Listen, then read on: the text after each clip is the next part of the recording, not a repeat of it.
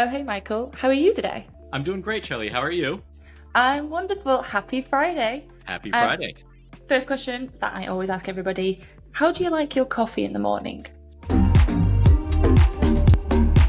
So I don't want to disappoint you, but I am not a big coffee guy, certainly not in the morning. I'm water first. I think, everybody drinks coffee. I try and figure out where this came from. And very early in my career, I temped at Citibank. It was called Citibank then, now just Citigroup, that sort of thing. And everybody had their coffee in the morning. And I figured I'm going to be a Wall Street guy and drink my coffee. And I missed one day and I had a horrible pounding headache. And I said, wait a minute, now I'm stuck with this. So I weaned myself off of it, and I've never been a coffee guy in the morning. And if I drink a coffee, it's in the afternoon, and it's usually a decaf iced coffee. So I hope that's not too disappointing to you and your audience. No, it only just makes my heart break a little bit. But as someone who's fitness and nutrition background, I get the science behind exactly what you're saying. And actually, you don't want to be stuck in the coffee wheelhouse. Like, you don't want to be stuck in our little grind. So stay free. That was a good pun there with the grind for coffee. I like that. Well, thank you. Yeah. So tell me, Michael, what is it that you do and why do you do it? Sure. Well, I'm an executive communications specialist, which means that I help executives and their companies tell their stories through PR, public relations, and the media to achieve their goals, usually their business goals. And I do it because, I've always had a background in loving stories. You can see a movie poster right behind me, and sports always has storylines going too.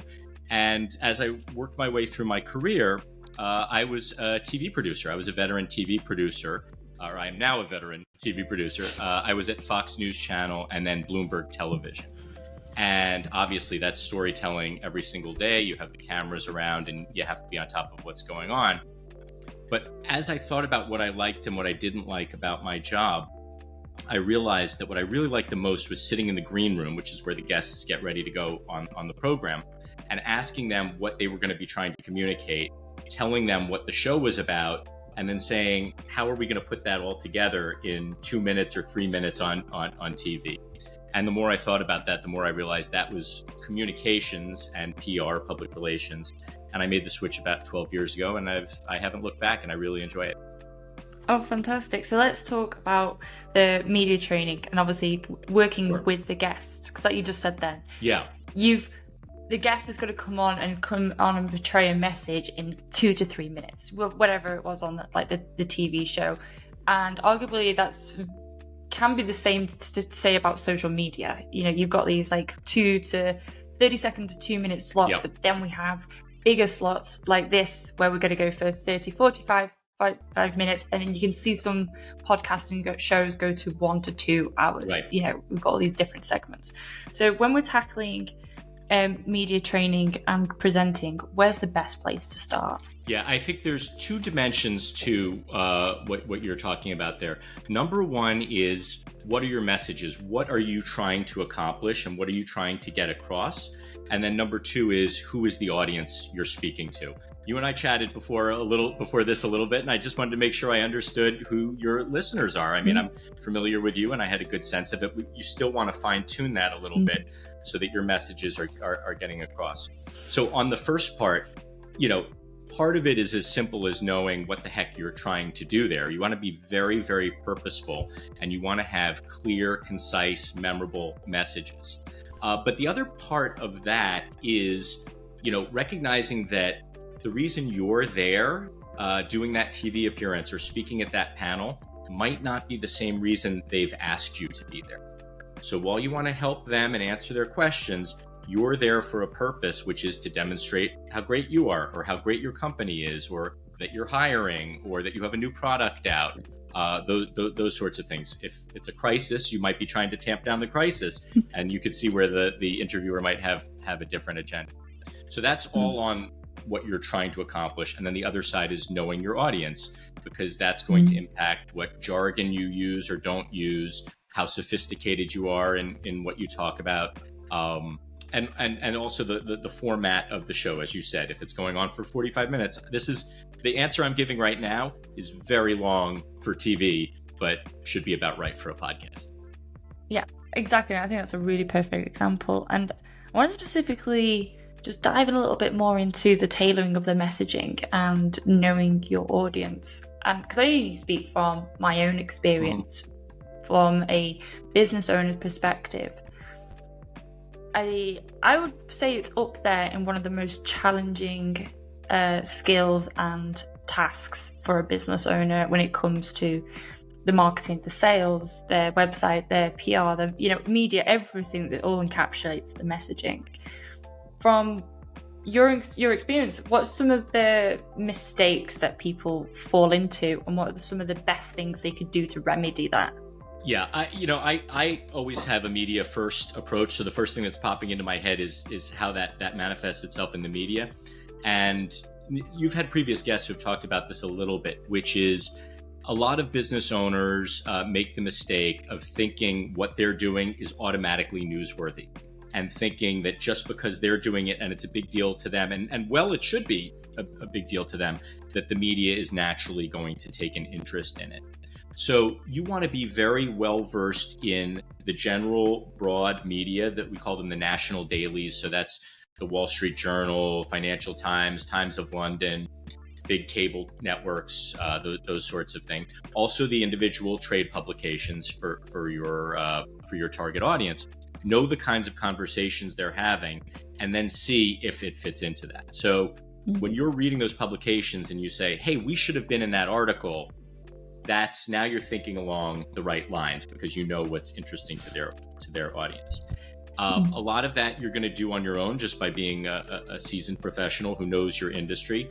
But a lot of it is going to be either hiring somebody internally who does that, or hiring an outside firm that is acquainted with the journalists, has those relationships, is taking them out for coffees and drinks and so on, and knowing how they operate. Are they ad driven? Are they subscriber based? Do they like to report things from press releases or avoid what's in press releases?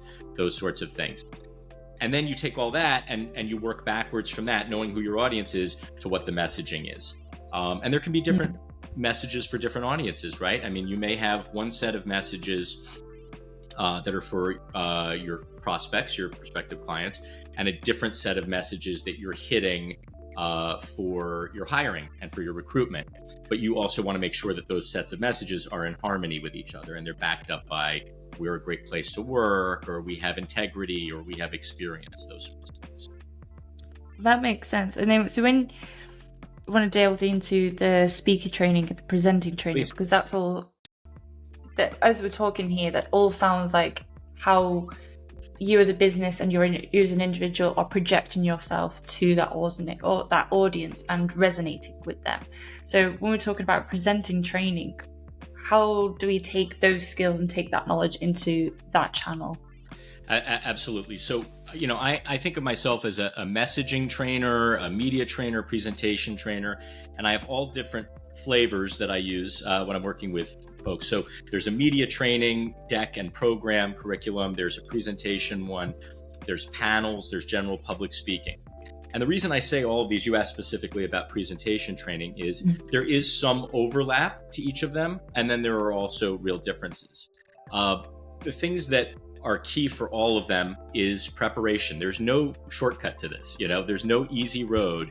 It's practice, practice, practice, and that's on one of the first slides in my deck always, and one of the last slides. You're going to write your presentation. You're going to practice it in front of a mirror. You're going to use some kind of recording device to play it back. You're going to give your presentation to folks at your firm who know the language, and you're going to give it to family members, older and younger, who might not know, and see how it plays for them. So that's just on the practicing side and the preparation side. Go ahead. Yeah, it's just on that. I really want to just make sure that we've delved into it a little bit. So I know presenting in front of a crowd of people, sometimes that comes naturally to some people, and I would say they're very much the minority, and even they've had to do some level of practice to become kind of highly skilled. If you're not a natural, which is the majority of people, what are some tricks that people can do to elevate their charisma? I'll give you an example of the one I use. So I used to do and I still do, the I just did it then. The thing that everybody does, and it's the filler words, the likes, the side of things. And one things I've done to get better at that, and you can see I'm trying to do it now, is slow down my speech, or even pause. And be really comfortable in just taking 2 seconds, one or 2 seconds. And I found that I'm now thinking, because now I'm trying to think and actually talk at the same time. It's amazing how those filler words come back in, rather than just going, okay, and then carrying on with my sentence. And that's exactly right. And the pause has another benefit as well, which is it draws attention back to you. We talk about that a lot, that it gives you a second to gather your thoughts. But when you pause, all eyes go back to you, and they wonder, is this going to be something that's important? So that is definitely one of the tips and tricks, slowing down, being more thoughtful about what you're doing. We don't spend a lot of time in our training on getting rid of the ums and ahs, because as you practice and as you know your subject matter more, and as you speak from the heart, those things tend to drift away naturally. There are people who will be more nervous. They're standing up there, they're fiddling or doing those sorts of things. Just with practice, that goes away. And sometimes the practice is painful. When I do these training sessions and I'm in your conference room and I record you on a video camera and then I put you up on the big flat screen in your conference, that's tough, especially if it's a group training session and your colleagues or your boss or your direct reports are analyzing what you're doing. That's not easy. But when you come through the gauntlet on the other side of having faced that challenge, you're usually a lot better in what you do. But you got it. Slowing down and knowing your subject matter and having practiced really get you through a lot.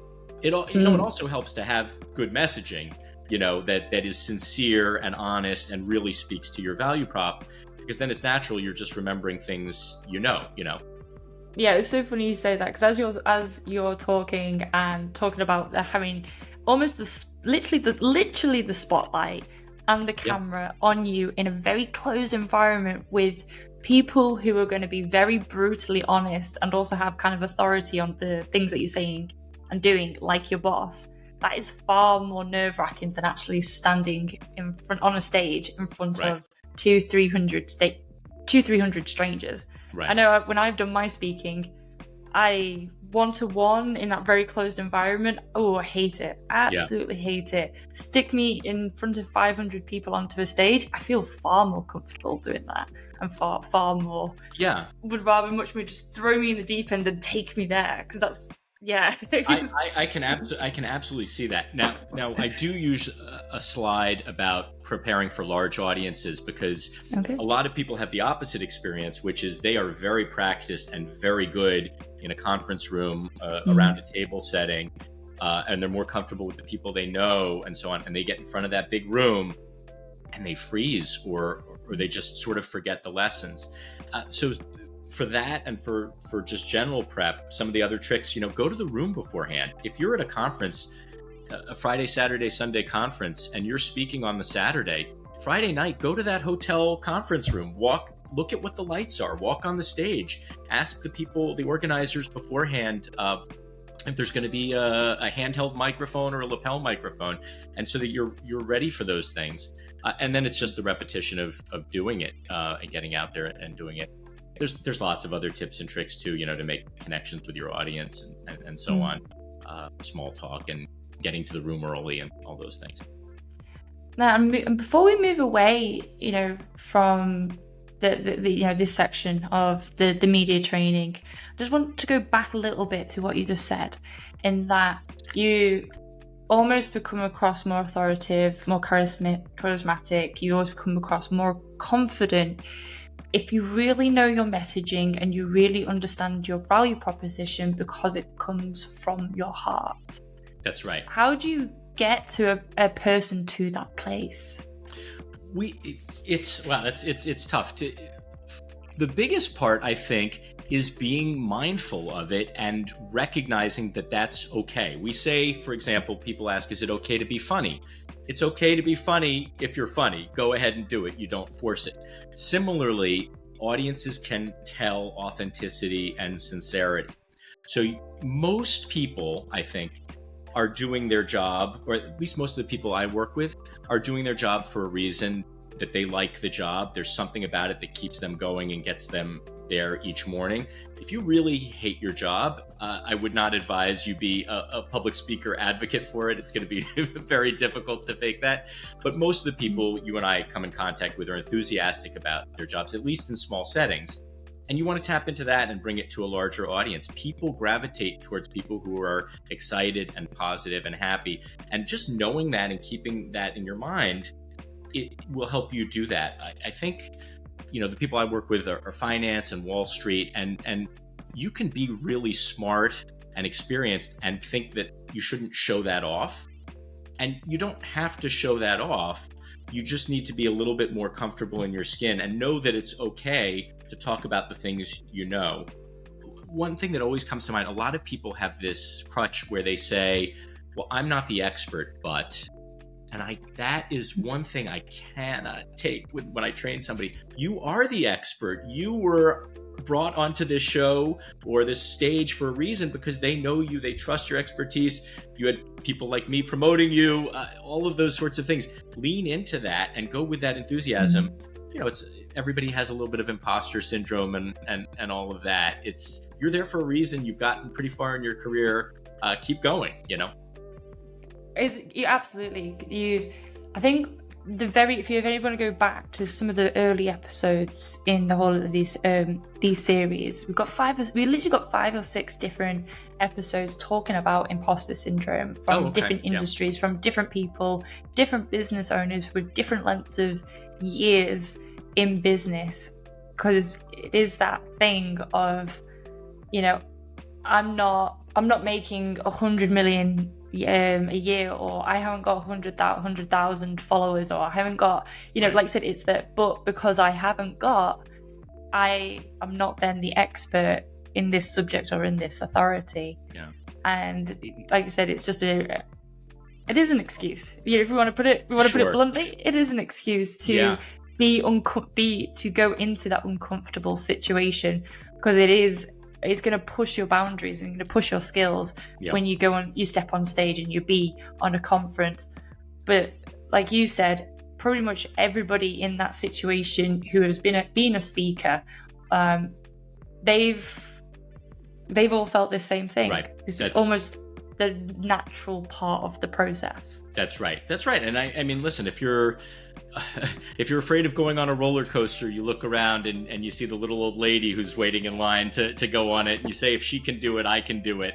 You're in a room full of colleagues who, for the most part, want you to succeed. Now, they may be competitors, and on the bigger stage, maybe they want their business to do better than yours, but their businesses have paid money. They're spending time to be there. They want to get something out of the appearance. You really do have a lot of people who are rooting for you out in that audience too, no matter how negative your mind might go. So I would just urge everybody to continue thinking positively, that you've got a great story to tell. You're there for a reason. You've gotten pretty far already. Just keep going, I love it. If we can slightly hold on that and really take that in, because that's such an important message for people.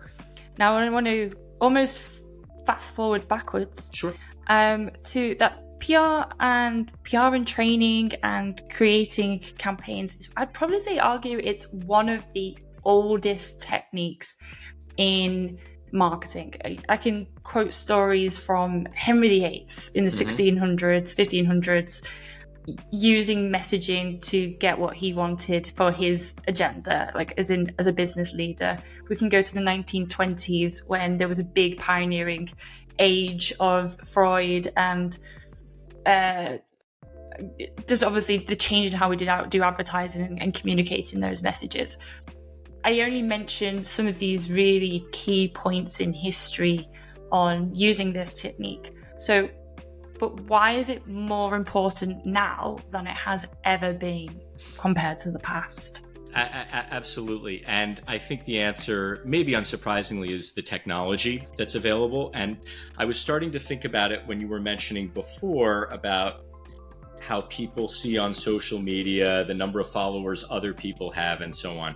And what that reminded me of is that all this technology is a double-edged sword, and it presents tremendous opportunities, but it has tremendous challenges as well. So when I talk to audiences, when I'm doing the training and I talk to them initially about keeping those audiences in mind, usually it's the very first slide, I talk about how the audiences have changed and what's number one, right? Everybody's got one of these in their hand. So if you're not doing your job up at that panel, they're right down in their phones. If it's a webinar virtually like you and I are doing right now, I have a second screen. So if you get boring, I can go check my emails, that sort of thing. That's what you're competing against. And you're also competing against the experience people have being trained for shorter form media, 30-second bites if you can't hit them that quickly.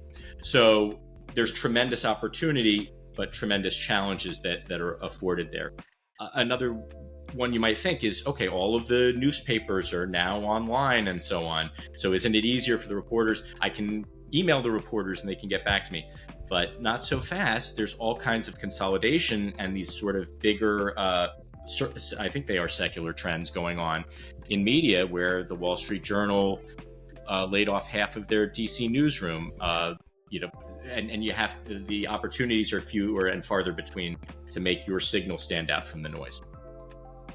That's a good point. And should we mention what's happened just this week when it comes to newspapers and some of the different outlets of let's say about the London Evening Standard. Right. So this is a perfect example. So the Evening Standard is now going weekly. And how did I find out about this? I saw a discussion between two UK PR pros who I know and follow, and in their comment section, it wasn't heated because they were supporting each other, and their conversations really reaffirmed what I've experienced here, which is it's becoming much more about leveraging your own content, the CEO Insights piece you write, or the white paper or roundtable that you've prepared, and leveraging that and getting that out. But you have fewer channels to do that in earned media. We should probably talk about the difference between owned media and earned media and PR and advertising, because I know you have an audience, a lot of entrepreneurs and people who know the terms but don't really think about what they are. And the biggest difference, advertising is something you pay for to place it, and earned media, PR, public relations, media relations, is something where generally no money is changing hands.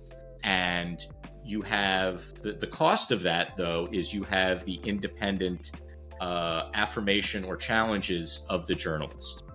So if a newspaper wants to interview you, great, you get that credibility that comes from the Evening Standard wanting to talk to you, or the New York Times wanting to talk to you.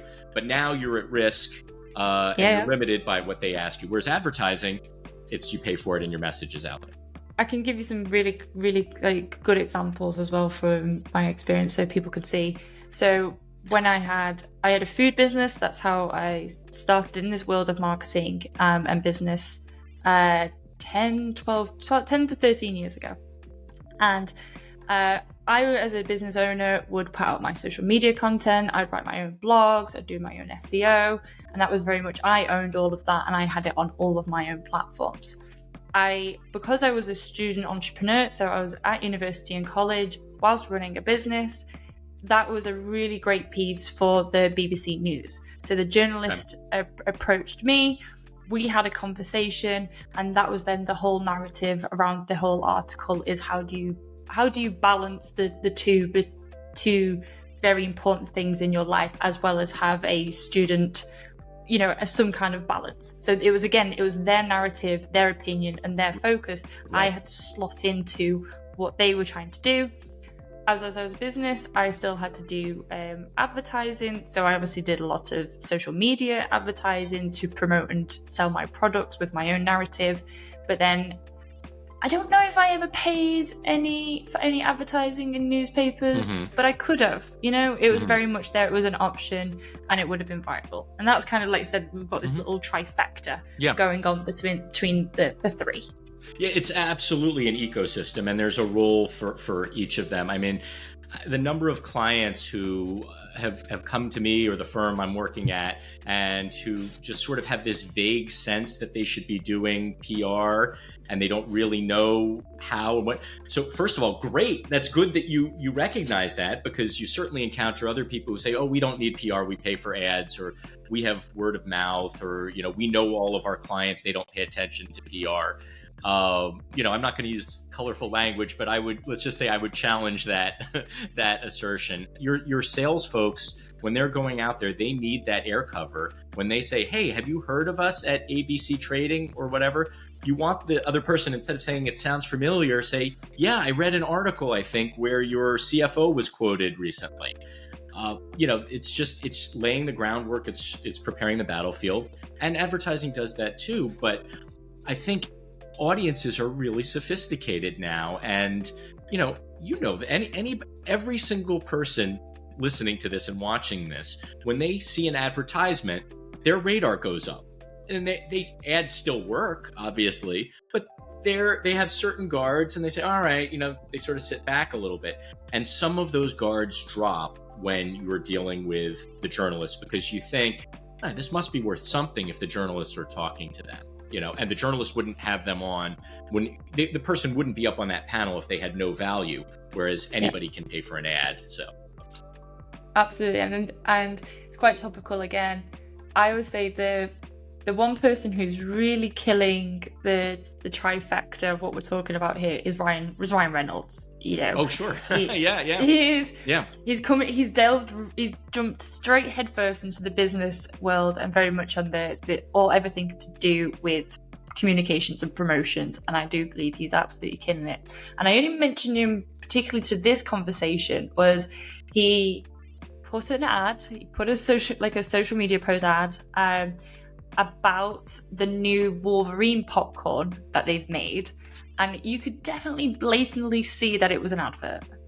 And actually looked through all of the comments, and everybody was actually applauding it because of the way that they approached it. Yeah. The way that they took the ad, where it was entertaining, it was funny.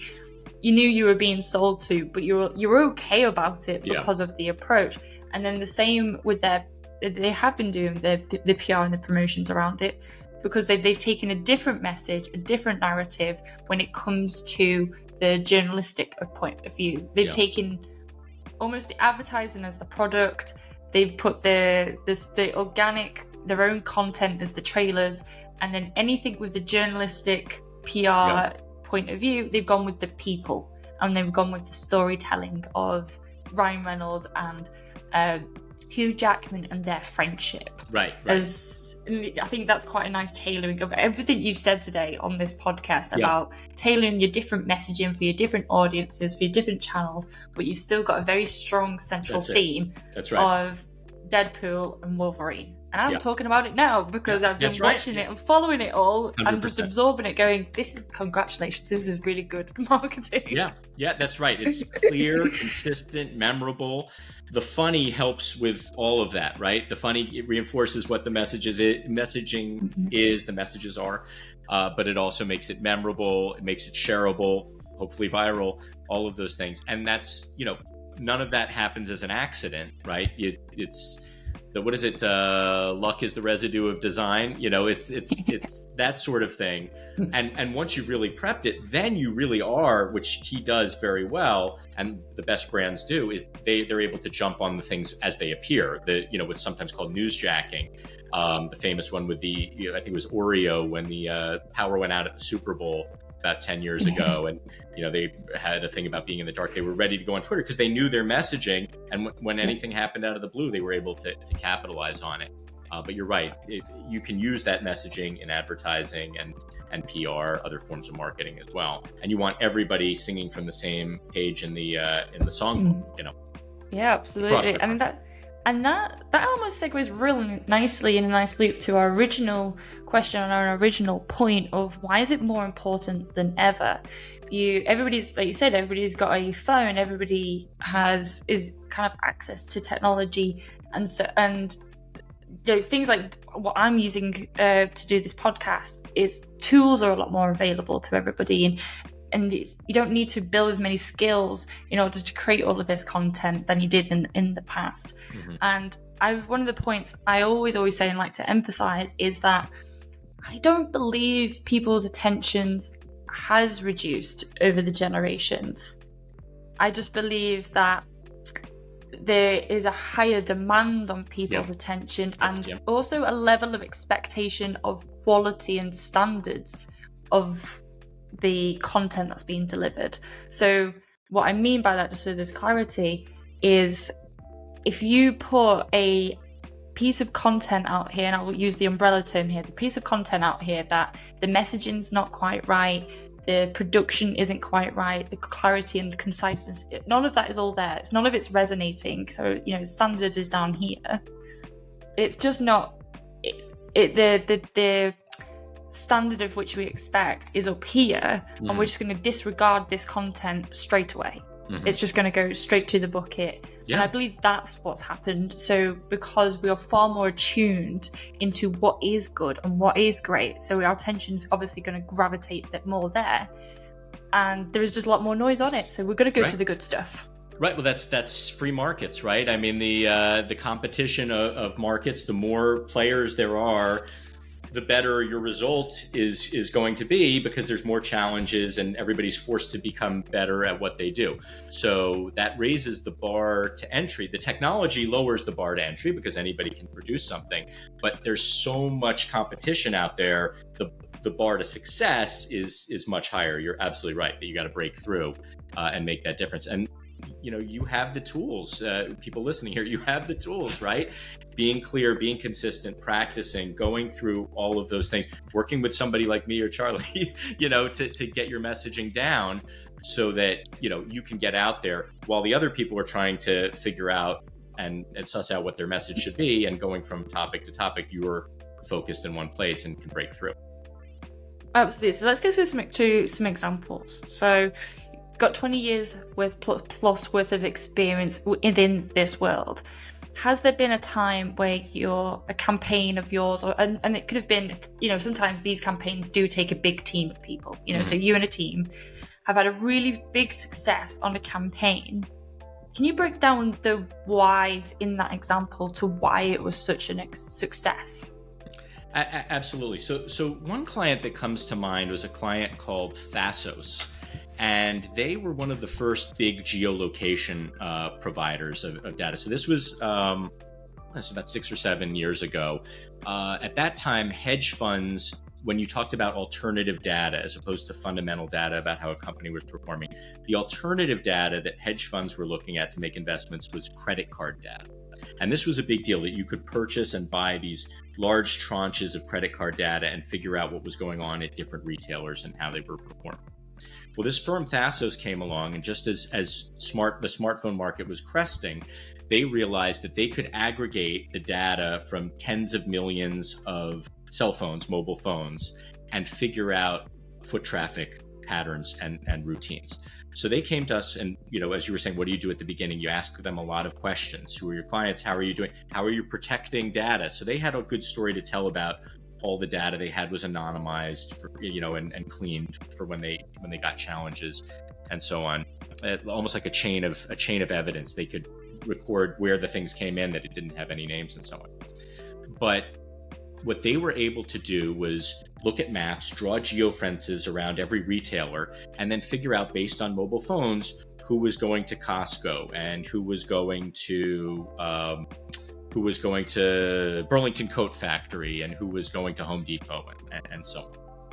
But they were really interested in penetrating the real estate market, hitting REITs, real estate investment trusts.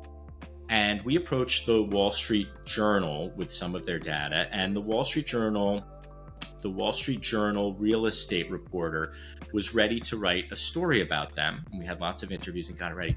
And a day or two before they published, she called us back and said, "I can't do it." And we said, "Why not?"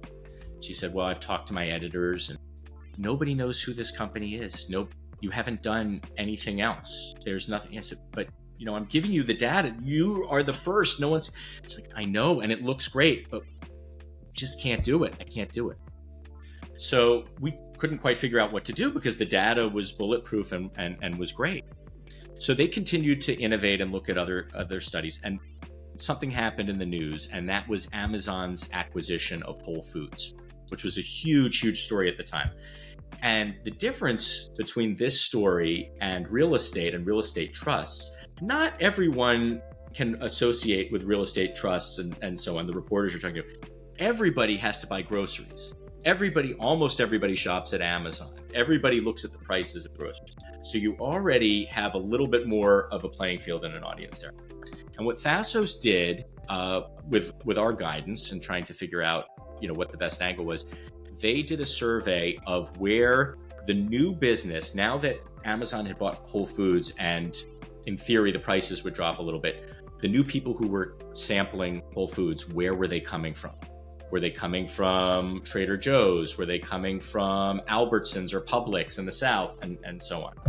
And what this was this became something that you couldn't not take this. Everybody could associate with it. It was a big story that was already there. You weren't asking them to come up with a story from scratch. It's an addition to a story everybody's reporting. We call it like a second or a third day story, because once you've reported on Amazon and Whole Foods and the acquisition, where do you go next? And this gave them that, where do you go next? And we got Bloomberg, we got the front page of Barron's, we got podcasts, we got actually, no, this predated podcasts. We didn't have podcasts. We had broadcast TV. We had all kinds of different outlets, opinions. We had the front page of the B section of the Wall Street Journal talking about these guys, and one potential client, I think, referred to them as Wall Street's darlings, of data. And I'll give you what the answer was. So the samples of, because I'm sure everybody's listening, is like, where were the people coming from? And so the largest number of people sampling Whole Foods was coming from Walmart, actually. But if you were standing on the roof of each of the grocery stores, the store that was seeing the highest percentage of their people go out would have been Trader Joe's. So Walmart is the biggest grocery retailer in the country. That's why in raw numbers, most people were coming from Walmart. But by stores seeing a percentage of people defecting, it was Trader Joe's. Interesting. Yeah. Can I just break that down a little bit, to contextualize it? So, for example, I shop at both Whole Foods and Trader Joe's, but I don't shop at Walmart. Walmart in the UK is Asda, and Asda is our lowest tier, cheapest supermarket. Is that the same in America? Is Walmart also Walmart, priced in that same bracket? That's right, and that's why Walmart is the largest, because it's the most affordable, and I think their footprints are more. You're just dealing with a larger audience. So if 10% of, if 5 or 10% of Walmart customers sample Whole Foods, that's going to be a larger number than 30% of Trader Joe's customers, just because the numbers you're working with. But anyway, the point of the story was, you asked about a failure. So this was a pretty high level failure that we had to go to the client who was ready to see themselves in the Wall Street Journal, their target audience, talking about real estate. And, we had to go to them and say, we just couldn't do it. We need something a little bit more user friendly. And then, you had, the other thing was that this was across all kinds of reporters. So the tech reporter who covers Amazon could cover it. The consumer reporter, somewhere at CBS News could cover it that way. And it was also very friendly for graphics. We ended up, I don't think on this story, but with other stories for some, I think it was wildfires. We prepared graphics for USA Today, which has one of the largest circulations. Now, the question is, how much does this help you if you're targeting hedge funds being in USA Today? So that's something you also have to always consider too. Who's your target audience? And these guys really just needed to make a big splash, get their investors happy, and just become a household name. And that worked for them in that time period. I mean, what I absolutely love about this story is this is an experience that's probably happened to majority of businesses, where you think you have you have this message that's been tailored and it's beautiful and it's fantastic. And like you said, you go directly to the Wall Street and they think it's fantastic too.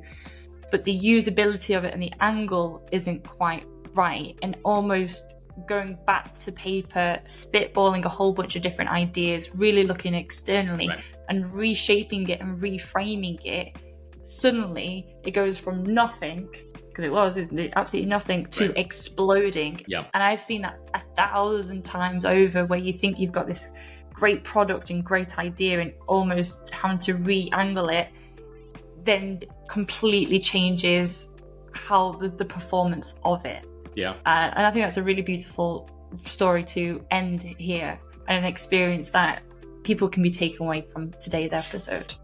Yeah, no, absolutely. And I think it has all of the key things we were talking about there in, putting in the sweat equity, putting in the hard work.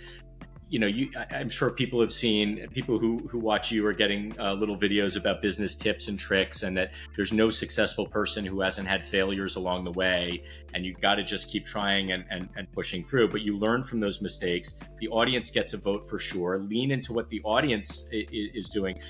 But also never forget that you have your own reason for being there. So you do have those journalists, who want to tell their stories, and you want to help them tell their stories. But when you're doing those interviews, this brings it back to the training, never forget that you have your own great story to tell, and you should be making sure you tell that. And back to my first thing, it's like bringing together what you have to say, what the show or what the journalist is all about, and then everybody moves forward together. Thank you very much. Thank you so much for your time today. I think this has been really, really insightful. Thanks for a lot of people. So have a great Friday. You too.